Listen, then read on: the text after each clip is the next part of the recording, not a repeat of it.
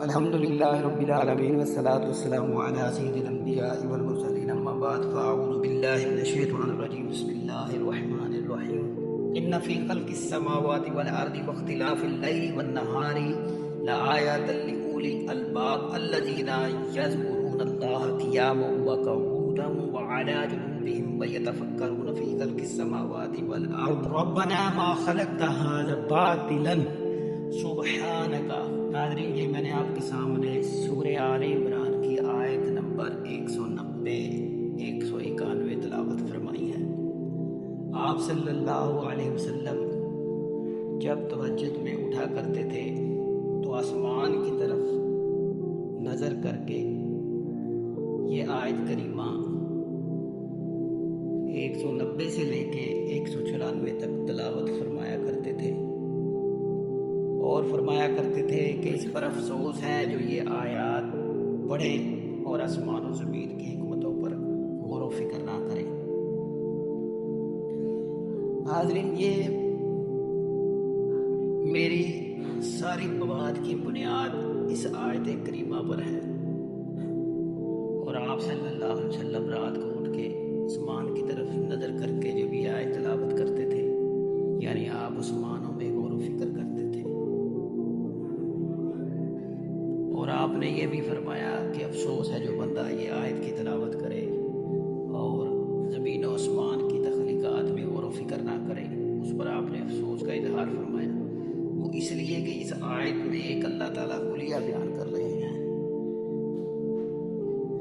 کہ انسان کی عقل کا کمال اور اس کا عروج اور اس کی انتہا اس وقت تک نہیں اس میں پیدا ہو سکتی جب تک کہ وہ اللہ تعالیٰ کی تخلیقات میں غور و فکر نہ کرے۔ غور و فکر یہ ایک ایسی چیز ہے جو انسان کی عقل کو جلا بخشتی ہے، اسے قوت دیتی ہے، اسے بڑھاتی ہے۔ اس لیے یہ انبیاء اور اولیاء اللہ کا شیوا رہا ہے کہ وہ اللہ کی تخلیقات میں، اس کی مخلوقات میں غور و فکر کرتے رہے ہیں۔ لہذا ہمیں بھی چاہیے کہ ہم عقل کو کامل بنانے کے لیے، اسے پاک صاف کرنے کے لیے، اسے ذکیہ عقل میں تبدیل کرنے کے لیے اللہ تعالیٰ کی تخلیقات میں غور و فکر کریں۔ جیسا کہ پہلی ویڈیو میں ہم نے عقل پہ بات کی ہے، جو کہ لفظ عقل پہ سارا کلام تھا۔ یہ کلام میں نے خود اپنے سے نہیں کڑھا، یہ کتابوں میں اسی طرح لکھا ہوا ہے۔ آپ میں سے کچھ حضرات اسے جانتے ہوں گے، کچھ نہیں جانتے تو وہ پڑھ لیں، انشاءاللہ پتہ لگ جائے گا۔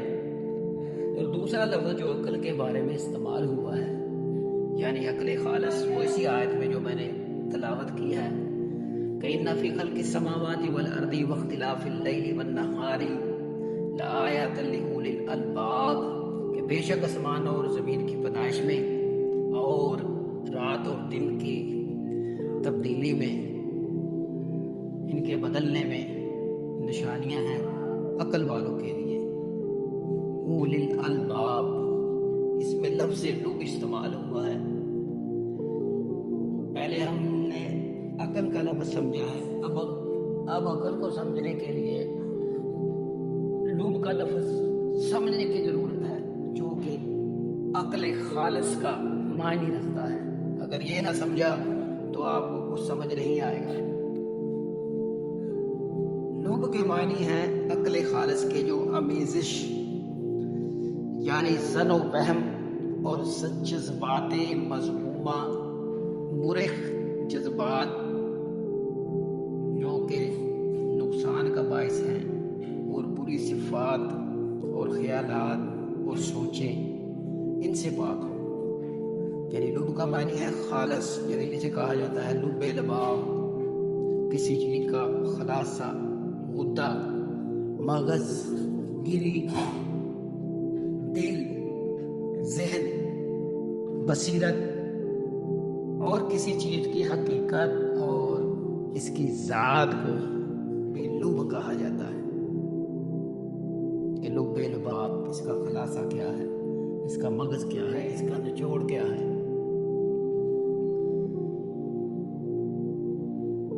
عقل کو لب اس لیے کہتے ہیں کہ وہ انسان کی खलासा होती है, ये हू बहू इसी तरह है जैसे इमाम राग़िब अस्फ़हानी ने अपनी किताब अल-मुफ़रदातुल कुरान में फरमाया है कि वो इंसान की मानवी कुव्वा का खलासा होती है, जैसा कि किसी चीज़ के खालिस हिस्से को लुब और लुब लबाब कह देते हैं। बाज़ ने कहा है कि लुब्बुन के मानी पाकीज़ा और सुथरी अकल के हैं। चुनांचे हर लुब को अकल कह सकते हैं, लेकिन हर अकल लुब नहीं हो सकती, क्योंकि मसलन जैसा कि कोई बंदा चोरी करने का, ज़िना करने का जब माज़अल्लाह इरादा रखता है, इरादा करता है, नियत करता है, तो अकल उसकी रहनुमाई करती है, उसे तरह तरह के वसफ से ख्यालात और प्रोग्रामिंग सारी वो करता है कि इस तरह करेंगे, इस तरह करेंगे, ये भी अकल ही देती है। तभी हर अकल को लुब नहीं कहते। लुब सिर्फ और सिर्फ उस अकल को कहते हैं जो बुराई का अंदेशा पैदा ना करे, बल्कि वो बुराई से रोके। तभी तो हज़रत सल्लल्लाहु अलैहि वसल्लम ने कि अकल की तारीफ उस अकल की है जो बंदे को बुराई से रोके। हर अकल लुब नहीं होती। यही वजह है कि अल्लाह ताला ने इन तमाम अहकामात को, जिनका अदराक अकूल ज़किया ही कर सकती है, उलुल अलबाब के साथ मुख्तस किया है। जैसे कि कुरान में आता है, वमन युतल हिकमता फ़क़द ऊतिया खैरन कसीरा वमा यज़क्करु इल्ला उलुल अलबाब।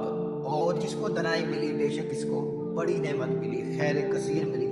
नसीहत तो वही लोग कबूल करते हैं जो अक्लमंद हैं। इस नूह की और बहुत सी आयत हैं कुरान पाक में जिसमें ये उलुल अलबाब जिक्र हुआ है। और ये लुब का मानी ऐसी अकल है कि जो ख्वाहिशात से, जज्बात से, वहम ख्याल के शक व शुबहात से, इज़्तिराब से, गुस्से से, गज़ब से पाक हो, उसे लुब यानी खालस अकल, साफ सुथरी अकल कहते हैं। और अकल को साफ और खालस करने के लिए अल्लाह ताला ने जो तरीका ये बताया है कुरान पाक में कि इन्ना फी खल्क़िस समावाति वल अर्दि वख्तिलाफिल लैली वन नहारी लआयातन लिउलिल अलबाब। तो बेशक आसमान और ज़मीन की पैदाइश और रात और दिन के बहम बदलियों में निशानियां हैं अक्लमंदों के लिए, यानी उनके लिए जो पाक अकल है। और इस अकल को पाक करने के लिए जैसा कि आगे जिक्र हुआ है कि हर वक्त अल्लाह को याद करना, खड़े बैठे, उठते लेटते, यानी तज़किया नफ्स करना।